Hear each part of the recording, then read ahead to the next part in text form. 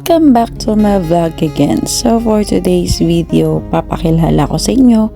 Ako nga pala si Stephanie, ang inyong ka-friendly dito sa bansang UAE. Narito ako hindi lang para ibahagi ang aking buhay bilang isang OFW, kundi para magbigay ng inspirasyon sa kapwa natin mga Pilipinong patuloy na lumalaban sa bawat pagsubok. Alam kong hindi madali ang malayo sa pamilya, pero bawat pagod, luha at sakripisyo ay may dahilan.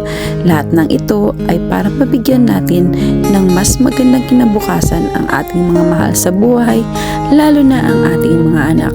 Bilang isang OFW, minsan hindi ko na namamalayan na sa sobrang bilis pala ng panahon, akala ko mga baby pa rin ang mga anak ko.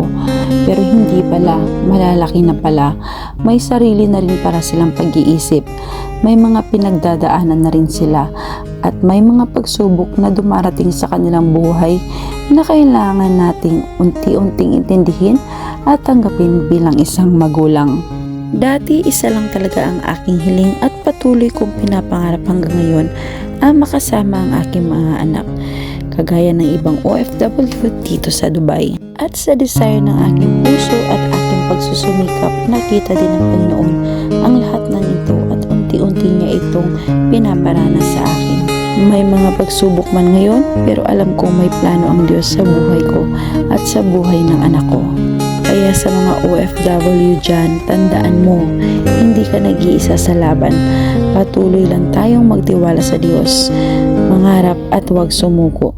Darating din yung araw na aanihin natin ang bunga ng lahat ng ating pagsasakripisyo.